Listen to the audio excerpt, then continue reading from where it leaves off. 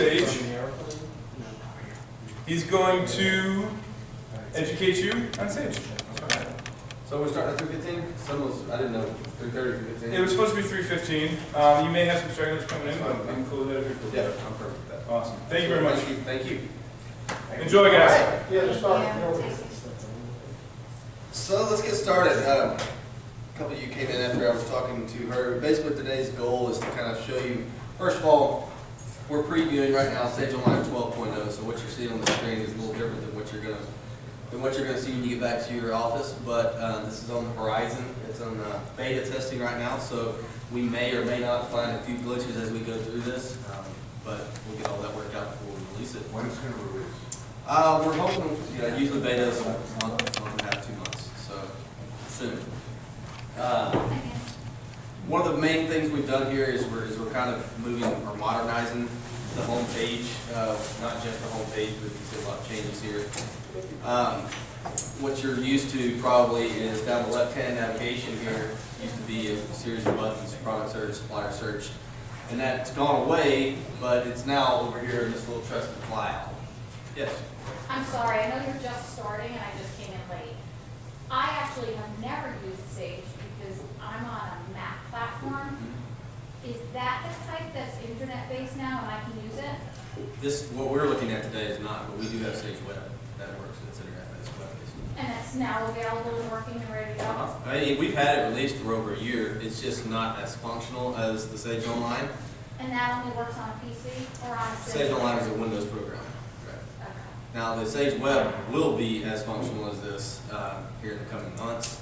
Is it But- extra from the Sage No, Online? it doesn't cost me. It's all included. It's included, yeah. Yeah, so basically the way the total access plan works is we require now that every single user in your company have their own license. There's no more sharing of the licenses. And the reason for that is everything's gone cloud-based, and we realize that a lot of people have outside sales reps, even yourself, you're doing work from home, from here in this business center. So obviously you need multiple ways to access Sage. So each user has access to Sage on up to 5 of their own personal devices, which includes Sage Mobile, Sage Web, Sage Online. It works on anything anything that's a smart device or has internet connection. Can I ask you another question? With the Sage Web, did you used to have to, on a Mac, download another program first? Yeah, we used to have to use Windows and Parallels on the Mac. Now, no. So now, in order to get Sage Web, do you just go to the App Store on the Mac? No, not the App Store. It's just www.sageweb.com. That's all you do? That's it. And then you plug in your username and password? That's right. But on the PC, it's a program that we have to download? You have to download it on the PC. Okay. Thank So, you. no problem. Okay, so like I say, for those of you that are used to Sage, this is going to be a little bit of a cosmetic change, a little more modernized, a few more moving parts. As I was saying, there used to be a series of buttons here. Now there's a flyout over here to the left, all the same buttons, a few new ones, but overall, mostly the same thing. We also used to have icons going across the top up here, which were just the buttons as well, and obviously those are no longer there, because this flyout will follow you from screen to screen to screen.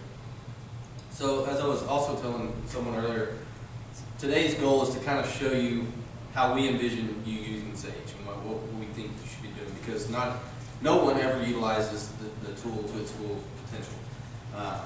Some people, I had people come out the booth all the time and they're like, I just wish it would do this. Well, it's been doing that for 5 years. You just didn't know it would do that. Here's how. So what I'm going to basically do is, as we kind of show you the new 12.0, I'm going to start with a product search. I'm going to go to a presentation and turn that presentation into an order form. I'm going to turn that order form into, or show you how that order form shows up in the CRM tool, kind of show you everything that Sage does. All right, so that being said, I'll kind of point out a few other things here on the home page that you may or may not have ever noticed. Here on the right, we've got advertising. So this is just home page advertising. Basically, the suppliers paid to be there for the day. What you may not have known is that it is interactive. So if you hover over it, you've got some options. You can view the products. You can communicate with the supplier. If they've got any sales tools, you can also go straight to their website from here. These are here on the home page now, but as we do product searches and things, you'll see different advertising that become more product specific. Okay? Before I choke on that, I'm sorry. Maybe rude. Like I'm about to suck it down the throat. They haven't yet. It's on its way. Okay. It's on its way. All right, so click on the product search here. Again. Can you say one more time that in that address that we're gonna say what? Web. What? SAAGNY.com, that's it. All right, bear with us on the internet here. It's a little bit slower than normal, but we'll get it done. Okay, so really not a lot has changed at all here on the product search page. In dealing with my customers, one of the things that seems to throw my customers off and confuse them a little bit is our category field, which is the first field on the page here. We suggest that you use the category field when you're doing searches if you know the category of the particular item you're looking for. It's always the simplest noun of the equation, all right? So mugs, shirts, hats, pins, the simplest part of that. And then use the keyword field to get descriptive of what type of item you're looking for, or descriptive of that item. Meaning, for example, if I'm looking for a stainless mug with a handle, I would do mugs into the category, and then the keywords, I would type in stainless, handle, and maybe I want to exclude something. If you do want to exclude something like ceramic, for instance, use the word not ceramic. Now you can type in as many keywords as you'd like here. As a good rule of thumb, 3 or 4 keywords is usually enough because, in my opinion, I would rather thumb through 200 products and find 10, 12 similar items that I really like rather than typing in more keywords, only getting 5 or 6, and maybe missing out on something that could work. So, to kind of explain the category and keywords a little better, because everything's optional, again, you do not have to use the category. I could go down here and type in stainless mug in the keywords and leave the category blank. The problem with that is, when doing a keyword search, all the system's doing is it works just like any other search engine. It's trying to match a product or match those keywords with every product in that. Okay, so my point is, if we didn't use a category, it's very possible that we could find a T-shirt with a picture of a stainless mug on it, right? It's obviously not what we want. So always use category to get the best results. But again, if you are looking for a product, you have no idea what category it may be, with the thingamajig, so you write down the keywords. You may find some things there that are not relevant, but more than likely you're going to find what you're looking for as well. All right? Kind of breeze over this really quickly. The next field here is item number. Most distributors have item numbers memorized by heart. If you need to see a particular item's information from a supplier, you know that item number, use this field.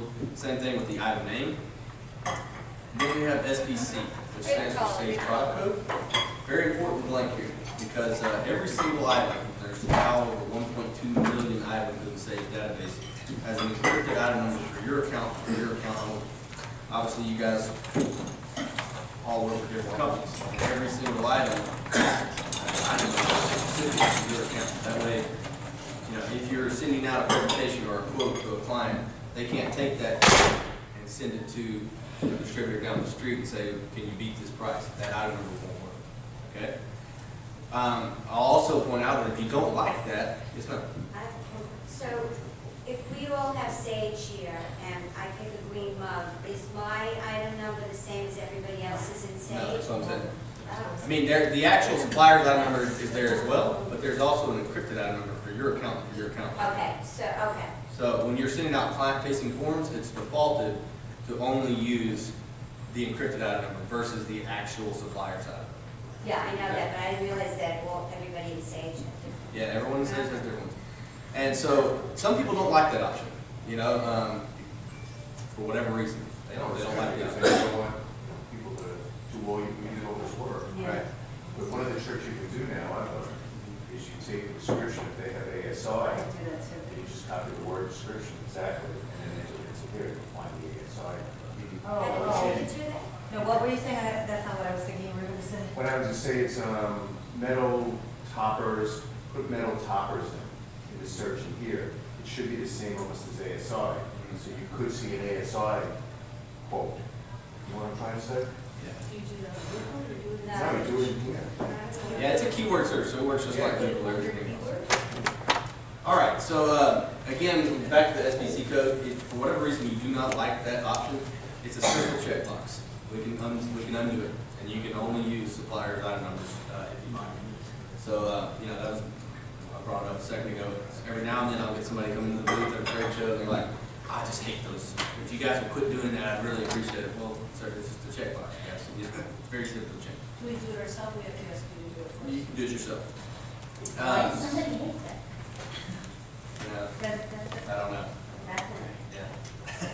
So next field down is a theme field, which is used a lot when you don't have a specific product in mind, but more so something that follows a common theme.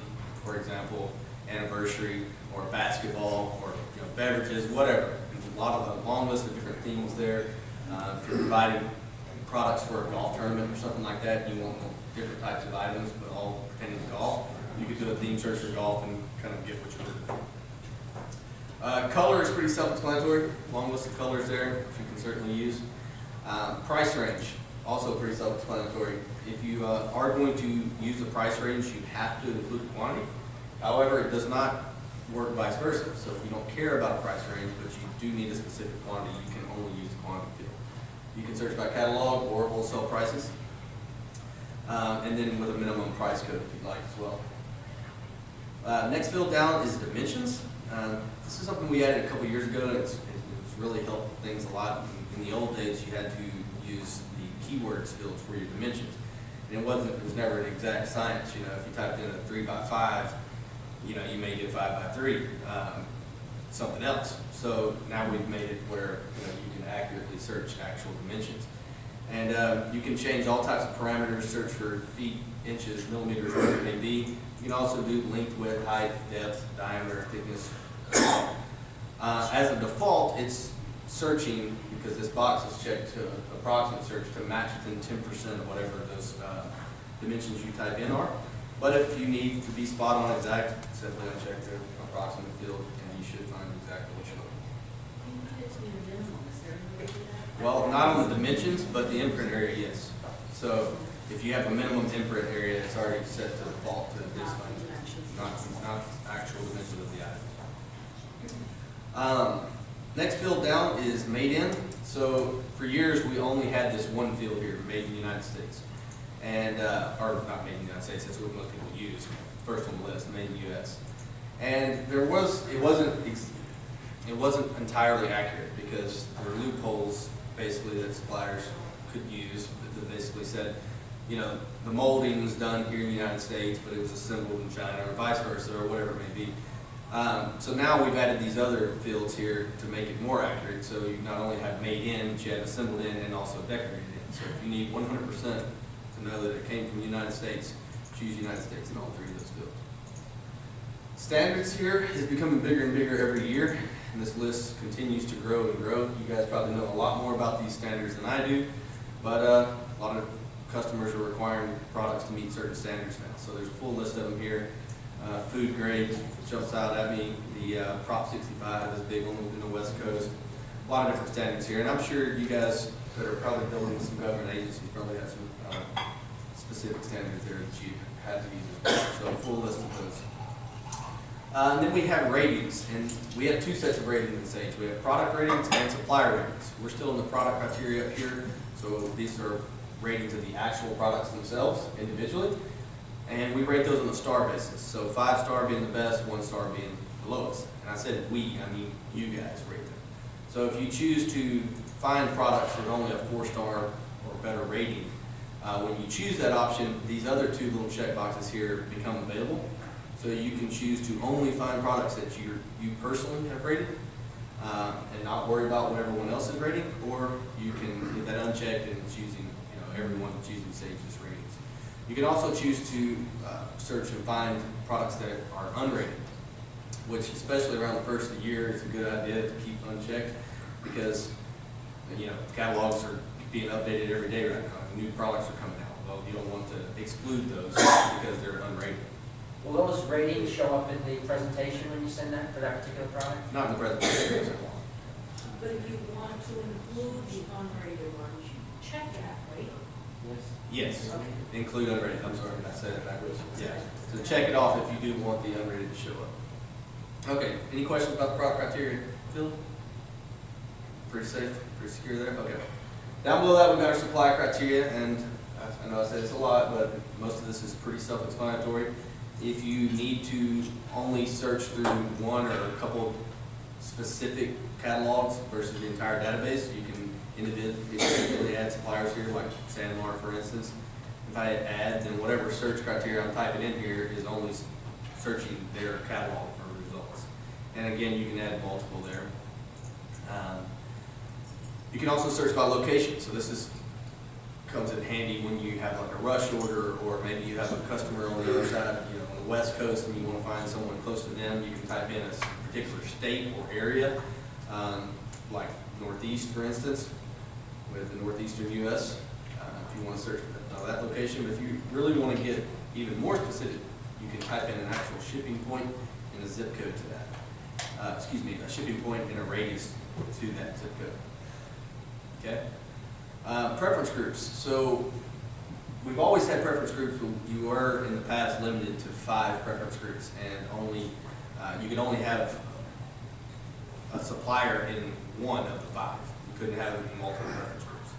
So we've changed that. Now you can add as many preference groups as you like, and you can add suppliers to multiple preference groups. So we suggest you do this, and a lot of people do this. Just to give you an example of what we've done here, you can create the preference group name and then add the suppliers one by one into those groups, like your favorites or preferred, or maybe your favorite cups vendors. You can have the do not work with here. So if we're doing a mug search here, if I checked off cups, then I would only search through suppliers in that particular preference group. That's one way to do it. What I prefer to do, and we'll show you this when we actually hit search here in a second, but I've got all those preference groups shown up, but I've got my sorting option defaulted to show the products first that are in or come from those particular groups. So I'll show you that once we hit search. Trade show, this comes in handy when you are preparing for a trade show or even at a trade show. So we were at the SAAGNY Winter Showcase here today. We could search, whatever search we're performing here, we could only search actual exhibitors at the show. So if you're getting ready to go to the show in a couple weeks and you need got a big mouse pad order coming and you want to see a new mouse pad supplier or whatever it may be, you can do the search and then only search that particular exhibitor this time. It also works on the backwards. So a week from now, if you get home and you're pulling out all your samples and you can't remember who this sample came from here at this show, you can basically do a search for that particular product and only search exhibitors that were here. Production time, pretty self-explanatory. You've got the rush order, you can choose a specific production time. And then the ratings down here are ratings for the supplier. They've always been here. We rate those A+ down to an F. And there are F-rated suppliers in Sage, just like there are F-rated suppliers in every other database. I will tell you that they're probably rated F for a reason. And sometimes I get the question, well, why do you guys even allow these people to continue to show their products in Sage if they're rated F? And the answer is pretty simple. We don't track every single order they do, so we don't know how many good reports they may have that just go unnoticed in Sage. They're in business somehow. Somebody's buying from them. So we're never going to get rid of the F ratings, but just keep in mind that they're probably rated F for a reason. And then down on the other filter options, a lot of different checkboxes here, and I won't go over everything. Most important one is the verified products. Okay, verified products in Sage are products that the suppliers themselves have logged into the back end of their own Sage and stamped approval. Okay, we can't do that for them; they have to do it themselves. So if it's verified, they have taken their own time to go in there and verify the product. So it holds them accountable much more than. I'm sure you guys have run into this before. They're going to try to throw us under the bus first and say, well, yeah, we tried to update pricing with them 2 weeks ago, but they haven't changed anything. If it's a verified product, that's a load. Yeah. So I've had several instances where products are not, pricing is not what it's supposed to be. Right, So so- it gives me so much more work to do. I'm either calling or going to their website. So if you check that, then that price holds regardless. Well, I mean, we're not the police. I have seen them, I have seen some discrepancies, but we will get involved if you have a discrepancy with a verified item. You call us and say, You they're not, will get yes, involved? we'll get involved. We're not the police. I can't make them do it, but what we can do is say, if you're not gonna stick by these verified prices, we're no longer gonna allow you to verify products in Sage, and they'll drop out of these searches that we train every single one of our distributors to do, so they wouldn't show up anymore. Now, is it the time of year too now? Yeah, this time of the year, again, all the catalogs are being updated, but it still holds water. I mean, a lot of catalogs have been updated already too, so. But we suggest you always at least start your searches by verified products. All right, any questions about this page? One more thing we point out up the top is we have a save as default, so a lot of customers, for whatever reason, may want something defaulted to be the same way every single time you do a search. You can set that here. You also have the live research assistance field here, which is an instant messenger where you can communicate with us at Sage. And That too? no, it's always been that. What is that? It's live research assistance. If I clicked on it, it pulls up a field here, and you can communicate with Sage. It's up in the top right-hand corner. It's in a lot of places. That's just where it is here on this screen.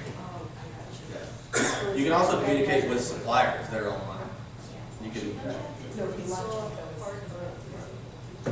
I mean, yeah, there is you have to download Sage Instant Messenger. Okay, but what's the red, that is research assistant, and it's in the red letters like that where? Well, when you hover over it, it turns red. Okay, good to know, and so if you're having trouble finding something, that will help you. Yes, ma'am.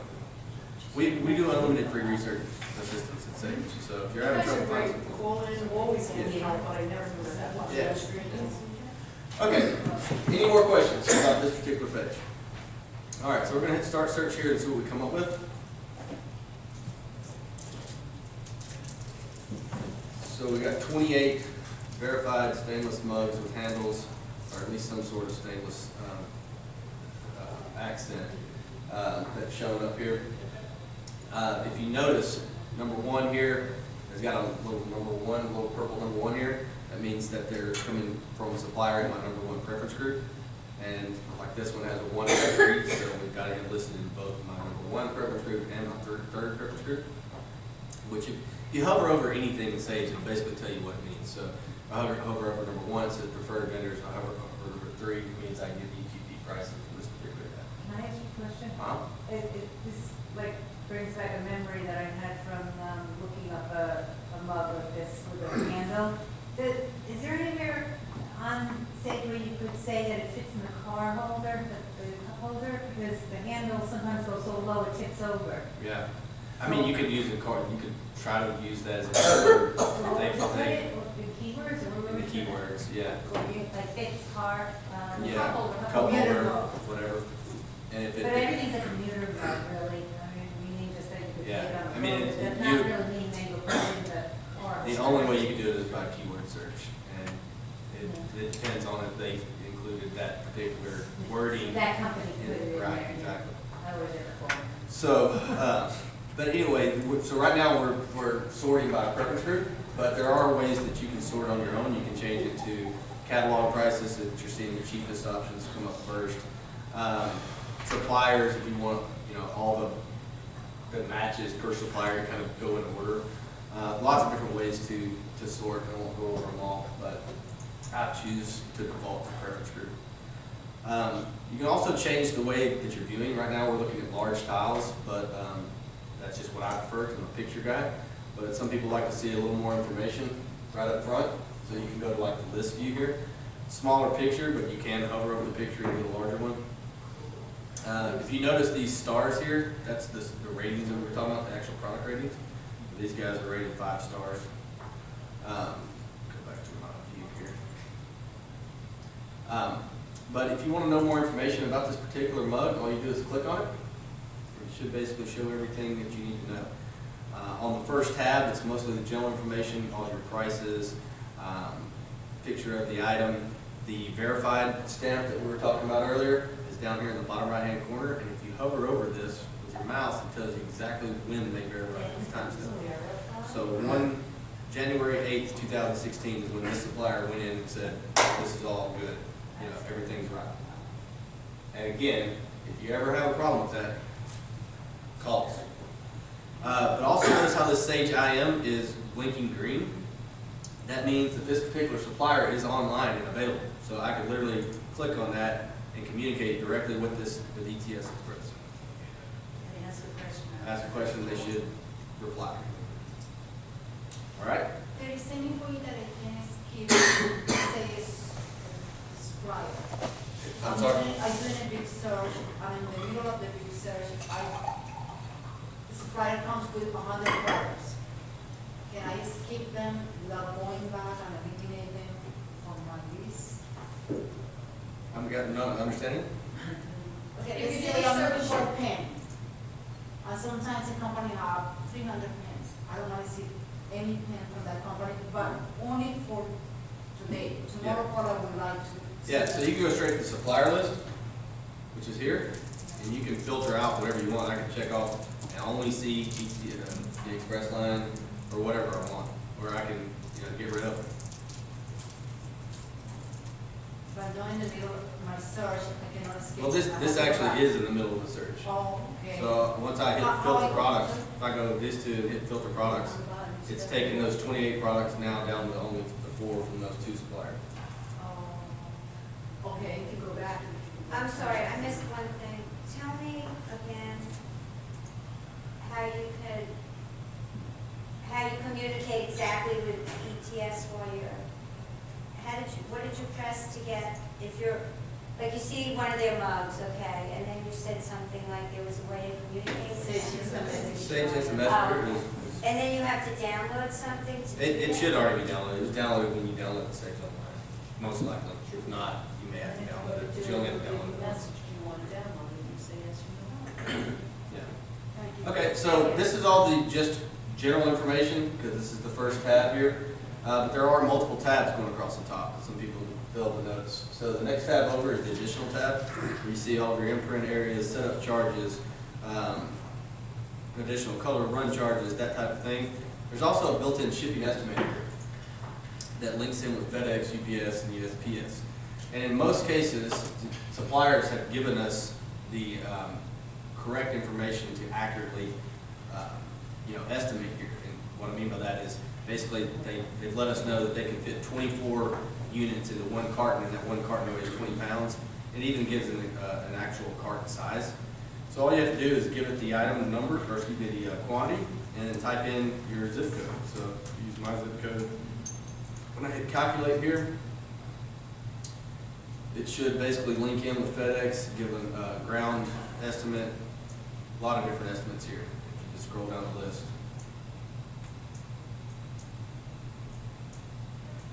So it's basically the same thing as it would be if you were going directly to FedEx.com. This is not our own algorithm, we're connecting with them. All right, next tab over is the supplier tab. So information about this particular supplier. Also shows the ratings and gives you the ability to rate the supplier, or you can actually view details now. So this is something that's pretty new. Used to, we only were able to rate products on the 5 different criteria, and if you wrote any type of comment, that comment wasn't, we couldn't see it, or couldn't see what other distributors have written. Now we publicize that. But that's a rating of the supplier, not the product, correct? Right, rating of the supplier. But I will And it's say, anonymous? it can be, if you want it to be. How do you do that? When you actually rate, it says optional information here, provide your name, contact info to the supplier, yes or no. So if you don't want to use your name, just choose no. But you probably don't want to use your name, that way maybe they come back and say, well, we'll work with you on the next one or whatever. Next tab over is the supplier contacts, so you can get real specific to different areas, like artwork, for instance, or even on the representative that's listed.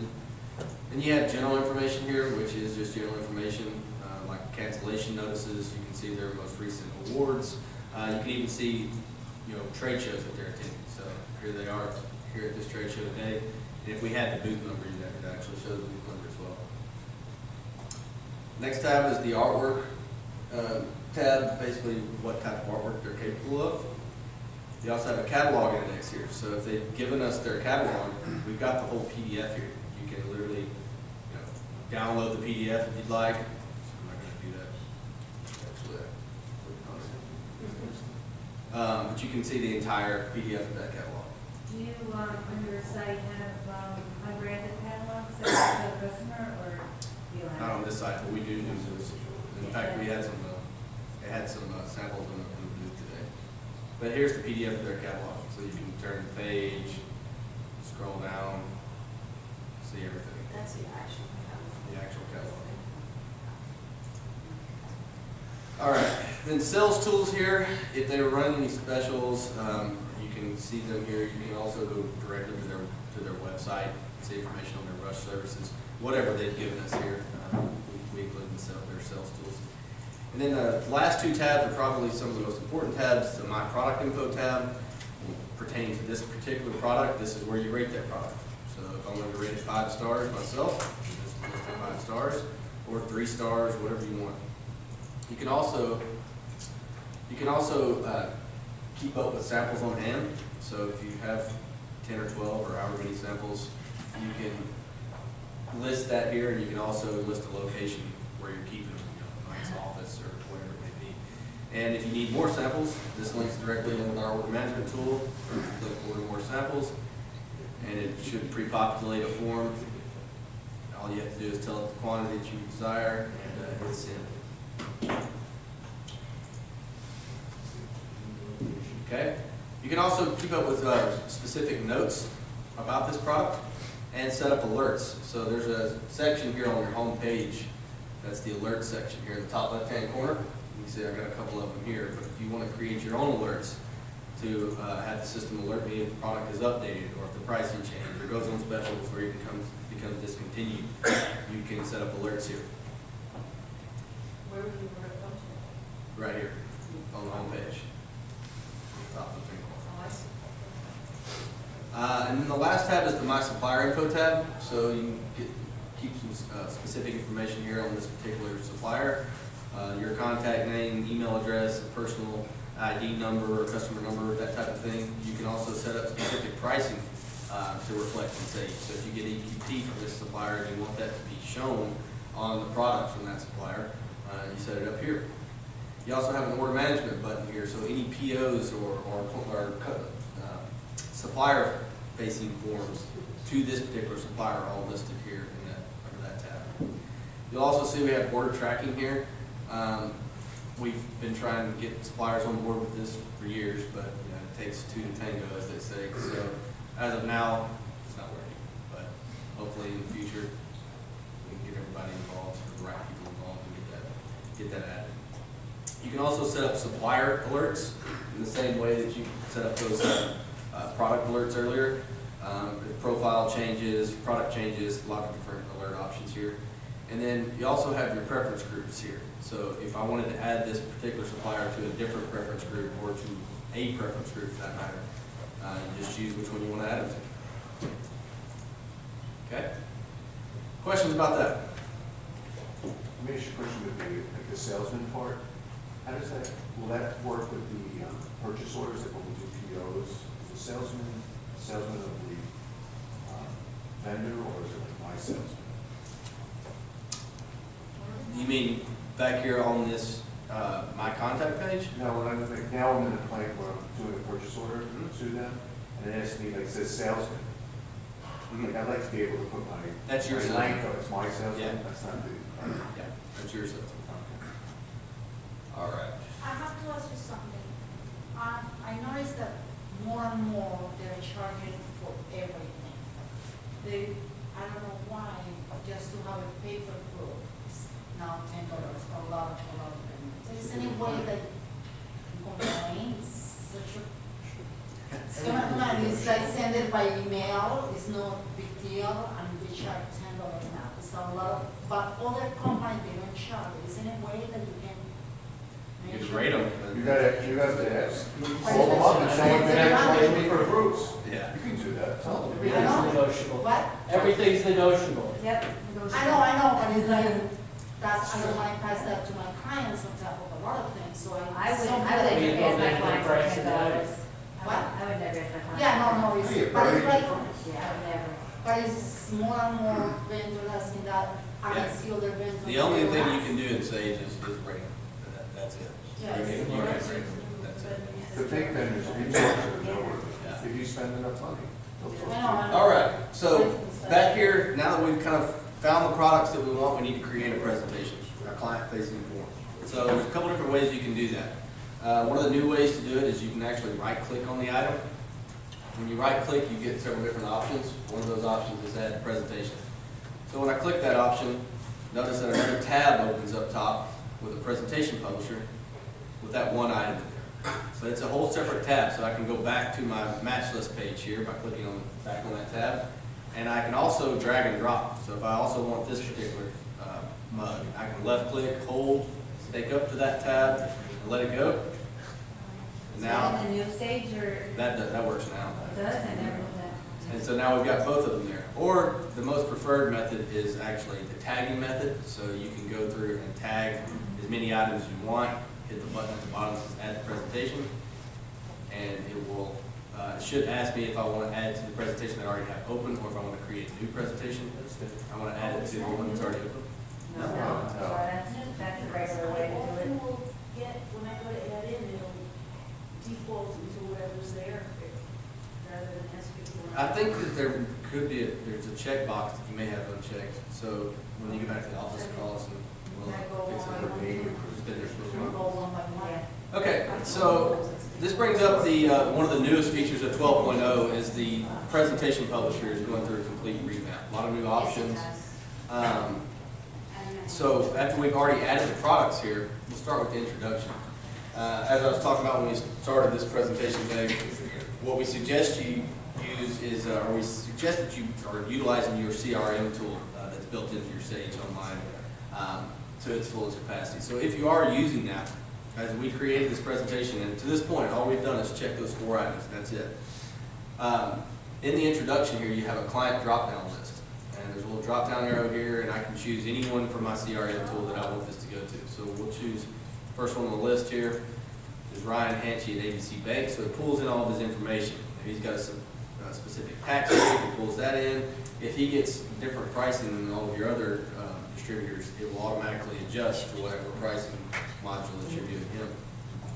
But it's also, now that I've pasted him in, it's going to track what we're doing for him in your CRM tool automatically. So as we move through this presentation and customize it, notice another new thing that's coming out is rich text editors for everything. So you can do different color fonts or different fonts, different colors, highlight, bold, whatever you want to do in all these different options or different areas. So this is the introduction here. You can type in whatever you want, and you could change the color of the font or change the size of it, do whatever. Left justify, right justify. Again, a lot of different options there as far as what you're able to do. That text, that box that was read is the introduction. Mm-hmm. So the next one is the closing, which is basically the same thing, another rich text editor. We've now moved the cover page option, which has always been there, but it was a little hidden, here to the right to the left-hand navigation now, so you can include a cover page if you like. Header is very much the same as it was, except we now added the rich text editor there as well. So if you want to add your logo to the presentations, this is where you do so. For the first page and any additional pages if you want. Footer, again, kind of the same. New text editors there. Options is a lot the same, but we've added some new options here. Fonts and colors has always been there, but you have some more options now. And item formatting is a lot the same as well. As of right now, I guess the template is not showing any of this stuff for some reason. Got a quick question about headers. Is there a way to save different headers in there if you are Yeah, so, changing it? well, not different headers by themselves, but you can create as many templates as you want. So you can create maybe a main template, and then maybe you have a different template for another customer. And when you're creating the presentation, you choose whatever template you want. And how do you create the different templates? See how this says save as template? So you'd want to do this with no products in here. But once you set everything the way you want it, you just go up and hit save as template. It'll ask you to name the template, or you can save it as your standard default or other. In that case, if you chose other, you name it like the client or whatever you want to name it, so that you can easily tell which one's which. Yeah, because I do a lot of work for different agencies, so I can always put the agency's logo on there, so they can just send it right to their client, but I have to create Yeah. from scratch all the time. So all you just do is save another template. Is there a way to create a template where, like, let's say your buyer's name is Susan, it always starts off with Dear Susan in the header? Of course. Yeah. Mhm. How do you do that? Same way. Save the template. Like a Dear Susan. Yep. Name it Susan's template. Uh-huh. Simple as that. So we just checked off all these, or went back to the default settings and the options here. So if we go down to preview, one of the other new things that we're adding is the presentations are going interactive. So when you're sending these out, where in days past, you really only had the ability to attach a PDF, now you can send an actual link, and that link is interactive. So once the customer opens that link, now he can comment, or he or she can comment directly on this item, and you can also comment back, so you can communicate through that one link. So the presentations are going to more of a dashboard. So if I click on presentations here, you'll see more of a dashboard that looks a lot like your order management, but these are only the presentations you've done. And if you look over in the feedback, anytime you get new comments back, it's going to say to new or whatever it may be, so you can click right on it and comment back or whatever you see fit. I will receive an alert when my colleagues send me any comments about my. Well, it's going to alert, it's not going to like alert you, but you can see it there. It'll say new. You have to check it. You have to check it with that dashboard. And that link is, the pricing from that link is not necessarily, it's pricing that you've created, not the pricing from our website, correct? It's Well, what I mean, we it's- said. Yeah, whatever you want it to be. As a default, it's pulling in whatever the supplier has given us for, their suggested retail. But everything's editable. You can type anything you want. You can sell this mug for $1 million. No, I understand that, but what I'm saying, the link is not gonna say that you're selling it for $1 million, it's gonna say what it says on your website. No, the link's going to say $1 million, whatever you tell them. Oh, okay. Yeah, it's not, it's a link, but it's not a link to your website. Oh, okay. It's just a link to the Yeah. online PDF, if you will. Which a lot of customers like, because they don't have to download it. Yeah, absolutely. You don't have to have Flash, or you can do it on a phone, that kind of stuff. So that's kind of the whole thinking behind this process is you shouldn't have to download any third-party app just to see a PDF from Sage.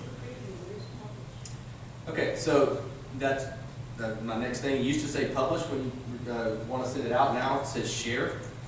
Or if you're going to use the option that I'm showing you now, where it's going to be interactive, you're sharing. So it automatically creates the link. We can view it in the browser, which is basically exactly what your customer is going to see. Okay. And basically, you just want to email a link, or email a link with a copy of the email, or copy of the clipboard, whatever you want to do with it there. You still have the same option that you always had, but that now says export. So if you want to email an attachment just like you always have done, you certainly can still do that as well. Distributor report is really designed for in-house. If you've got someone that does most of the research in your office and they want to send you what they found, I would suggest using the distributor report, because that's going to include all of the suppliers information and things as well as your cost and all of that. That option is here. And then feedback. It's also something new that we're adding. I'm just seeing somebody's bored. And then the history, any new history any history of that particular presentation is left here as well. I'm Yes, ma'am. sorry, could you go back to that, distributor report? Yeah, Uh-huh. so when would you do that? It's really designed for in-house, for you to one of your sales reps or vice versa, because it's including all of the supplier information and your own costs that you obviously don't want your client to see. Right. Right. But how do you do it? Does it create? It's the same, it's exactly the same. So it says create distributor report. But that can never accidentally be shared with the client, right? Yeah, I mean, you can accidentally if you email it to them, but you're gonna have to email it to them. Okay. You hit create distributor report and it would attach just like the attach a PDF to your Outlook email. All right. Questions about that? So the publish is. So when I get ready to, Export. I'm sorry, The export is the new button now, it's the new publish. share or export. Share is the new is this option where we send an interactive link, and if I just hit email link here, it should send it out. So there's the link. So it's, nothing's attached. If I hit send, it's done. So we can also save, or actually, or this, or we can create a form. So this is kind of goes back, and I know I'm kind of jumping around, but a lot of customers, or what we see a lot of customers doing, are using these presentations basically as the initial quote.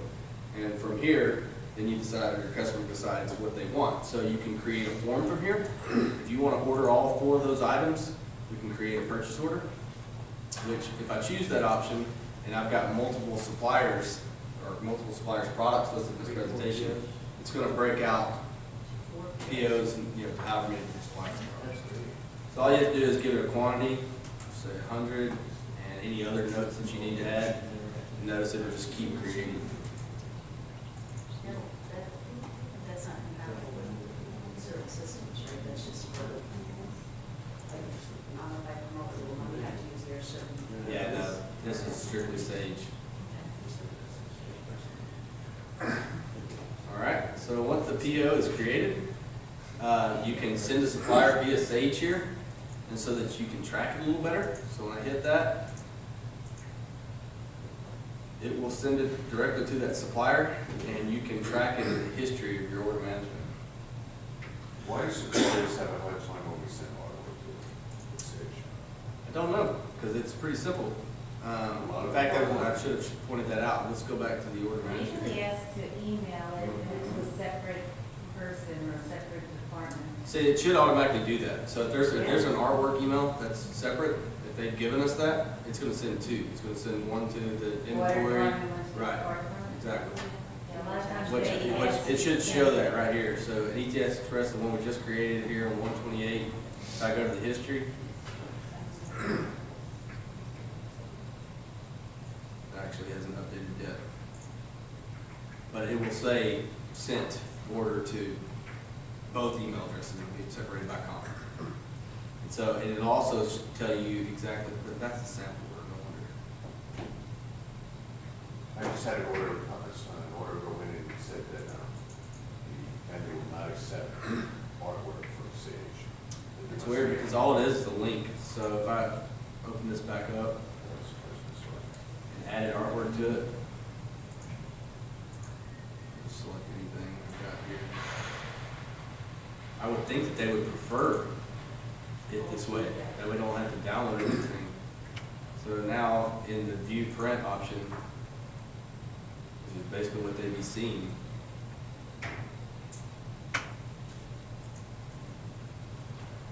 here's the link. If I click on it, there it is, and this is how simple it is. I don't know why that's hard for them. So, anyway, moving on. So, we've created the PO now, and now we need to convert that PO into an actual invoice. It's just a simple click of the button. So, by hitting create down here, I'm now creating a sales order or an invoice, whatever you want to call it. And it converts all that currency over to suggested retail price, or whatever you began with in that presentation. Whatever you quoted in the presentation. Really under, really works. Right. Can I ask a question? I don't know if you're up to that yet, but it's about invoicing, and then talk more about the invoicing or no? So I want to ask you a question. Sure. What about? Okay. So my biggest problem that I've been having, and I I always call Sage on this to help me out, is when people give me deposits. So, Yeah, I talked to a guy about this earlier. So there's not a, there's a workaround to it. So if we turn this into an invoice, which I'll do that right now.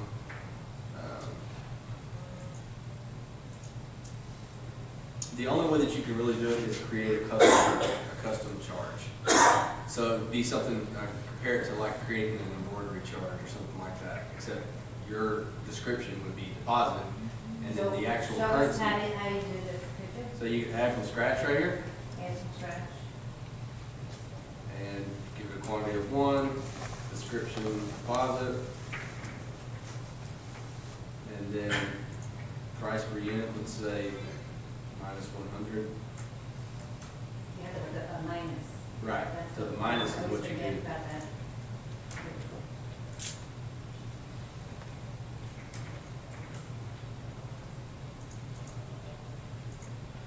How come you never added a feature, or you said you're working on it? Yeah, I hope so. I mean, because that's definitely something that happens often.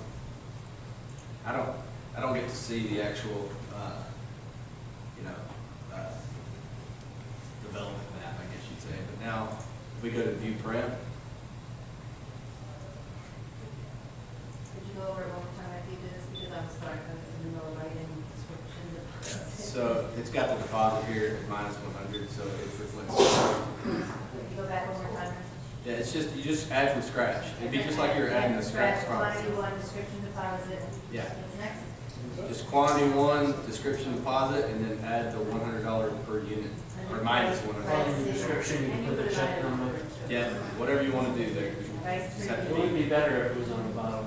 yeah. You know, technically, I've not seen that, but based on what you just showed, that would actually throw off sales tax because it's above the line. I was just thinking. It throws up the sales tax? It will, because it's above the line Yeah, because computation, it and then it reduces- shows a subtotal of a certain amount, that's the amount that it's going to pay sales tax on. What do you think then? Well, What have you done? You know, I You never need a below the thought line, of you need a place for below the line Yeah. deduction in order Tell for the that Sage to to work. work on that really Yeah, quickly. unfortunately, there's not a place to do it right now. There's a discount bill. Can you show the invoice again? You want to view it? Yeah. Statement of that.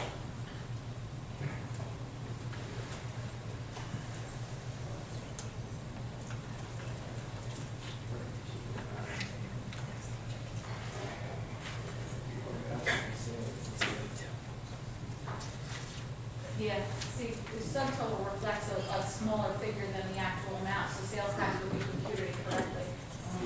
Why? I would do that at the time, right? What'd you say?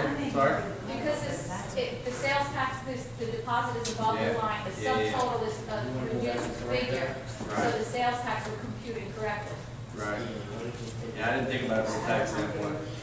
So that wouldn't work in that case. So you could. Unless you could override sales tax You go to the- to be a correct figure on an invoice, and which in New York State is a pain in the neck, because apparel is at a different rate than everything else. Right. Again, the So state unfortunately, raises- you know, that's the only way to do it, but that's not gonna work, it's not Call gonna me, work. Jen, I'll Can't tell you you just about do a it. separate invoice for minus Call me. 100? Certainly good. Why don't you just do it that way and then apply it? You can do that? Call me tomorrow. I think that's better, because then you don't have that sales tax. And it still applies to the bill. Not in every jurisdiction. Okay, so I've got about 5 more minutes here. We gotta finish up quickly. So basically, we've created a presentation, we've turned that presentation into a PO. We turned that PO directly into an invoice, all utilizing the CRM tool. So here in our client relationship manager, I should be able to go to ABC Bank, which is the client that I was using earlier. Let me get my internet to work here. And you can see a complete client history. So he's got a tab here that basically shows everything that I've done for him today. 128 is timestamp, presentation created. Okay, and then I created the invoice form. You also have a presentations tab in 12.0 here. That's something new that's added where you can see every presentation you've ever created for this particular client. You can also set up a default BCC in your Outlook email or whatever you're using for that matter with this particular client's email address, or excuse me, you would use the BCC at orders, or what is it? I can't remember what it is. Sage Online CRM, orders at Sage, add history at sageonlinecrm.com. And any interaction that you're having through email automatically updates in their client history as well. If you had an email from them, basically, and I clicked on it, all the details would be down here in this field here. So whatever the email. So is that's something we have to add on? That's something we have to do? If you wanted to update the history, yeah. So what was that we have to do? You have to BCC or CC for that matter, but most people do BCC. Add history at sageonlinecrm.com, and it will update I automatically. have a quick question. If you, let's say you get an order from a client and 2 weeks later it's the same exact order, all you really have to do is change the date. Can you like copy and paste or something like that? Yeah. So in the orders here, this same PO, Yeah. you can just, one of the action options is to make a copy. And so that's what I would do so that you still have the original on file. Make a copy and change the date whenever you want to. Resend. Okay, so back to the agency bank here. I'll fast a little bit. How many people are using the CRM tool already? Anybody? So, You are? yeah. Yeah, okay. So a lot of things that you can do with the CRM tool here that I don't have time to go over everything, but you can create daily tasks, you can assign specific sales reps to that client.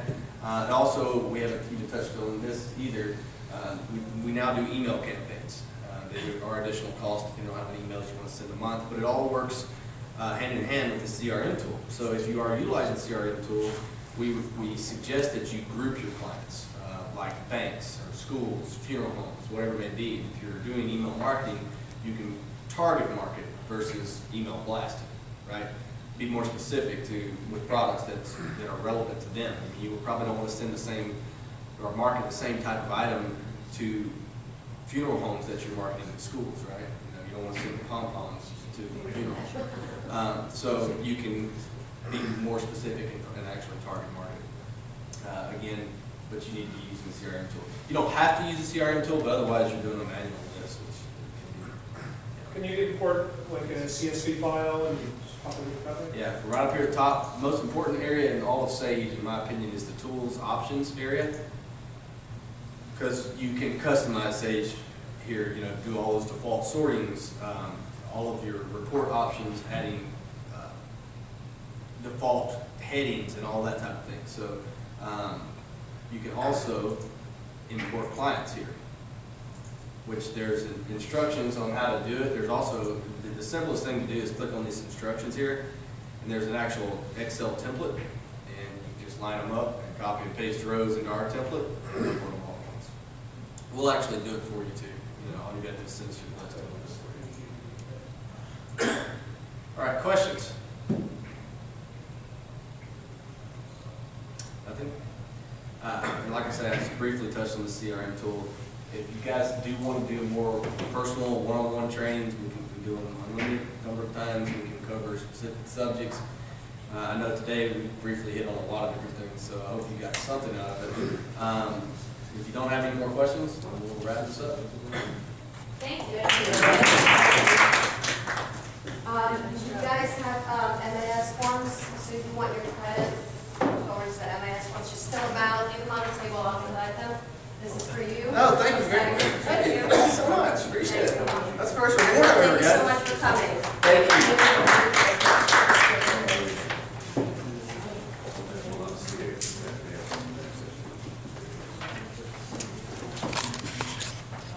Yeah.